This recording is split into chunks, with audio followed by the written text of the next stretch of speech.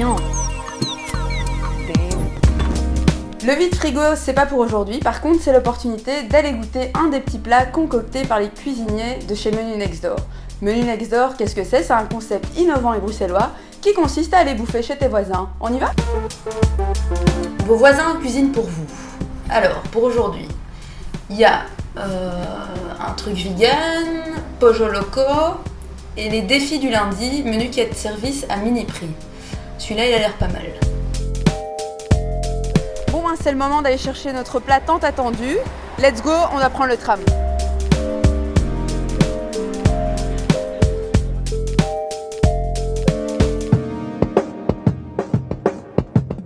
Ah, c'est bien foutu, j'ai reçu la confirmation de Menu Next Door par SMS. Et l'adresse. Prendre la direction sud-est sur avenue Wolvendal. Je connais pas, hein, moi, Uccle. Voilà, chemin des Roses, c'est par là. Regarde, j'espère que c'est pas ça qu'on va manger ce soir.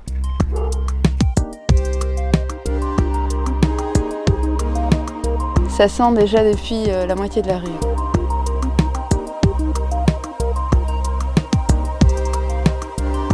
C'est un ami à moi qui m'a contacté pour m'expliquer pour me faire découvrir cette formule.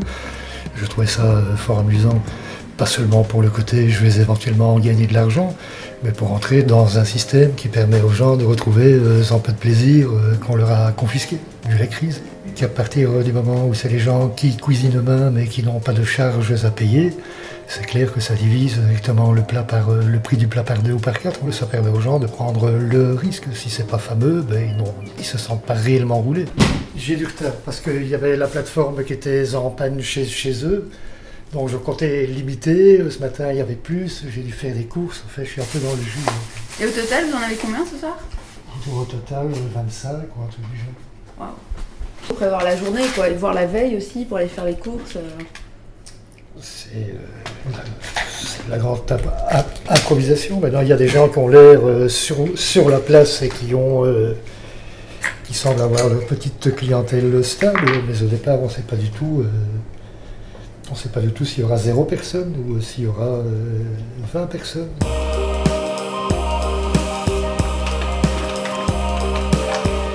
Bon alors, enfin, c'est bon, c'est pas bon? C'est trop bon. Si c'était le ramadan, j'en aurais mangé encore plus.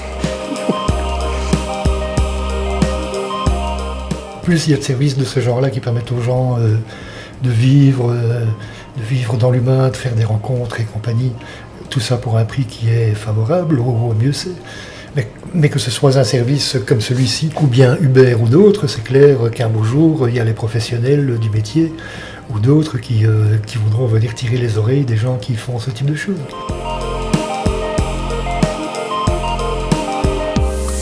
L'expérience Menu Next Door, c'était super sympa. On a très bien mangé, on s'est régalé chez Bernard.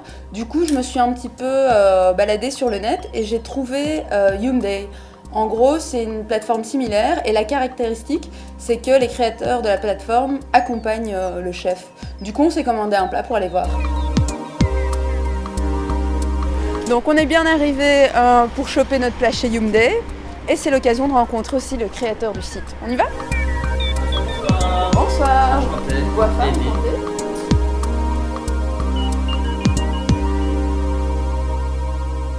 donc la semaine dernière, on a rencontré un chef de chez Menu Next Door et on a entendu parler aussi de Yoomday et on s'est demandé en fait quel était votre positionnement, vous créez une nouvelle communauté, quelle était votre valeur ajoutée?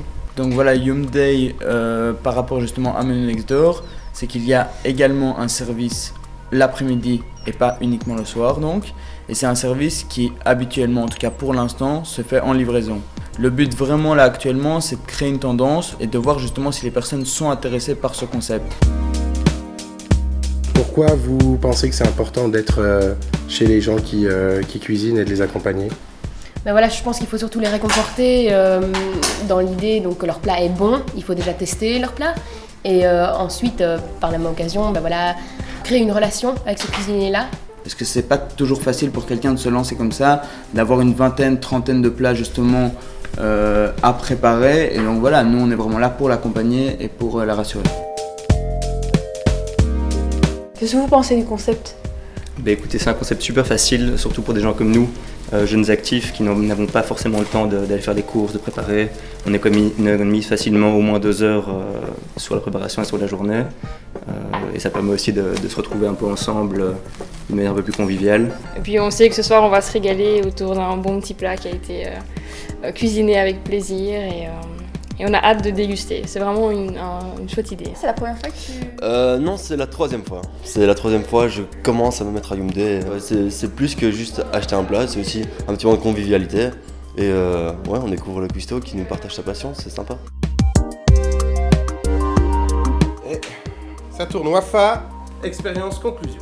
Menu Next Door, c'est 40 000 adhérents. Hyundai, c'est 9 000 adhérents. Et tout ceci en quelques mois. Et la tendance, elle marche aujourd'hui.